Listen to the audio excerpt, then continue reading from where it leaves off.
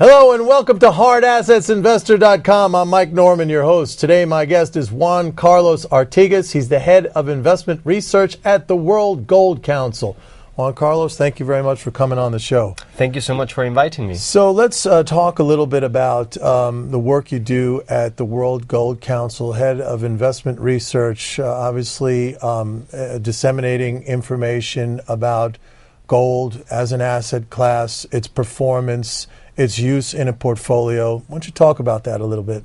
Absolutely, yeah. So what we really aim to do at the World Gold Council, in particular from the investment research side, is try to provide the most up-to-date information and important and interesting information for investors to understand the gold market, to better understand the gold market, so that they can be more comfortable at making their financial decisions with regard to gold. Give us some examples, aside from price, because that's what most investors pay attention to.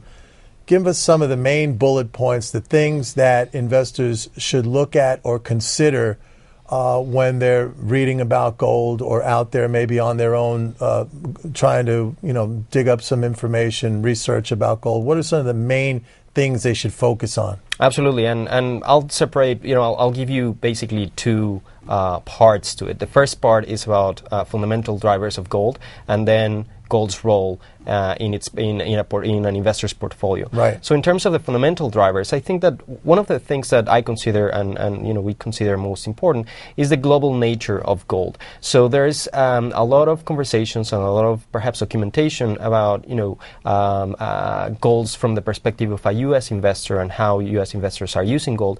But gold is a truly global asset. It's an asset that is used around the world for many reasons, and I'll get to that in a second. But the point is that when an investor wants to read and understand more about gold, they need to really dive into the global nature of it and realizing that the U.S. and U.S. investors are one portion, an important one of the portions, one of the parts of a more comprehensive and rich gold market. So from the fundamental side of the story, we have the importance of Asian markets when it comes to gold.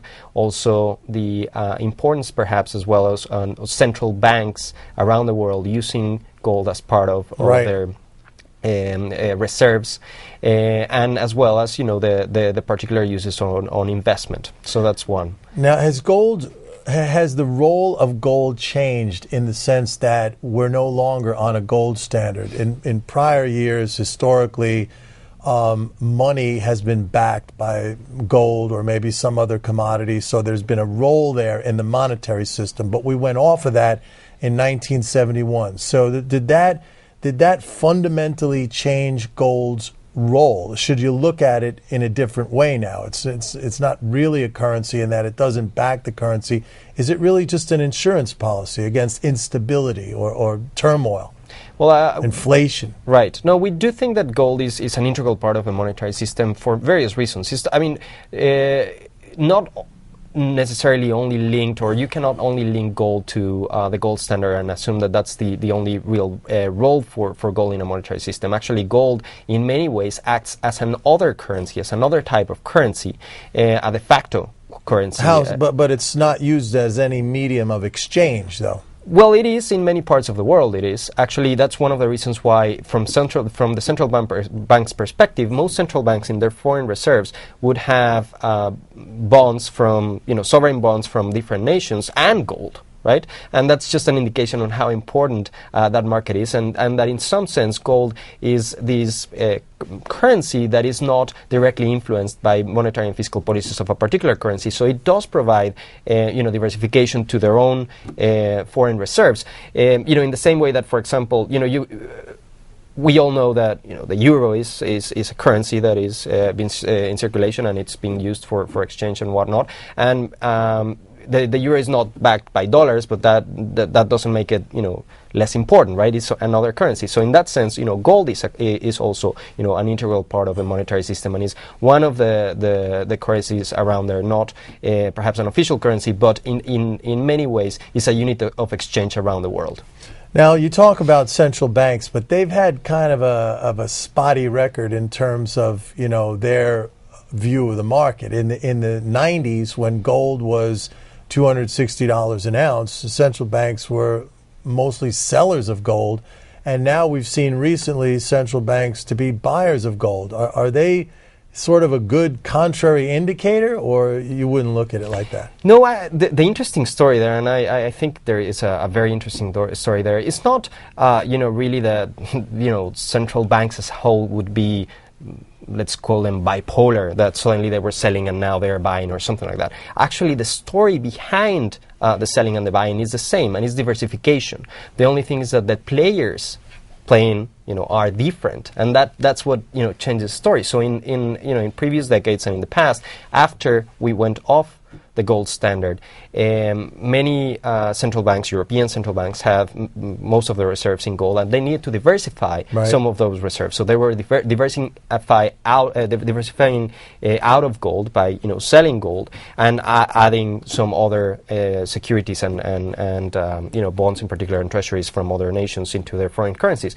Now, what has happened is that eventually they start to lower the amount of reserves. Now, you move forward many, couple of decades, and you see that from the emerging markets perspective, now most emerging market central banks have most of the reserves in U.S. treasuries. Right. So again, they need to diversify. So now they're getting into that diversification mode. And by diversifying, they are adding, many other assets, including gold. So you can see that actually the rationale is the same. Right. It's just that you're talking about different players. Let's talk about gold supply, all right? Mine supply, production. We all know what has happened to the price over the last few years. What about global supply of gold? Is that going up? Is it plateauing? Is it going down?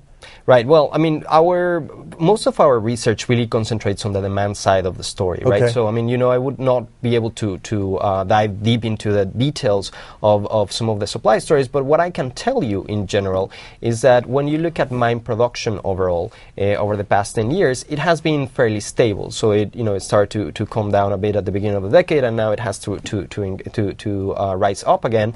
But relatively speaking, the level of mine production that we observed last year was very similar to what we had seen, for example, in 2001. Right. So if it's stable but demand is rising, that exactly equates to higher prices in the long run. At least we're pretty safe to say that. Let's talk about the traditional industrial user of gold. That's probably the jewelry industry. They're the big consumer of gold. And some of that demand is trending down. But you see the investor demand as offsetting that. Is that true? Well, what you see now in terms of the demand picture and the components of demand is a far more balanced approach. So jewelry is still the largest component, relatively speaking. The most amount of gold in a given year goes to jewelry, right? And you have to understand that it's going, to places like India and China and Far East and Middle East and also other markets around the world. So there's strong demand over there. The other part obviously is investment, and the current economic environment has, and with the uncertainty and changes, the structural shifts that we have seen since 2018, the perception of investors on how to manage risk, has made a role for gold. But in terms actually of its applications, you also have an application of gold into a lot of technology. So people don't realize this, but on every day, most people, or all people almost, interact with gold with their mobile devices, with their electronics. It's an integral part of that. So while it is not the largest portion of demand, it's about a 10% or so of demand. It's a very consistent one, right. And actually, it's one that you can see that even when you're using small amounts of gold into these technology items, a lot of them are sold. Yes. So you do have a far more balanced, I think, approach, and it's also balanced in terms of the region. But because it's not only coming from the U.S. or Europe, perhaps the investment demand is also coming from China and India that continue to grow and are an important part of the market. Now, I heard a statistic that investors own something like, it's very small, maybe 2% of their assets in gold. In the aggregate, that seems like a very small exposure. Should they make that a higher exposure? Yeah, not even 2%. It's Not actually even. lower. Our statistics estimate that on a global basis, investors hold about a 1% of their, financial assets, let's call them, on gold. So if you What would be an ideal figure? well, obviously, it would 5%? depend. Yeah, it will depend on the investor's needs and profile and risk profile and all the other factors. We can leave the details to some financial advisors. But our research indicates, and also research that has been done independently by third parties, typically indicate that optimal allocations range between 2 and 10%. Oh, great. And just very quickly, where do you see the gold price 5 years from now? Well, actually, that's the one thing that we don't really do research on. We don't forecast the price of gold. I think that what we see is that there is a lot of importance on understanding, the supply and demand dynamics to really understand, the trends on the gold market. And what I would say is that I do see gold as an important part in the future of investors' portfolio for capital preservation, diversification, and risk management. Sounds great. Juan Carlos, thank you very much. That's it for Thank you, now, Michael. folks. We'll see you next time. This is Mike Norman. Take care. Bye-bye.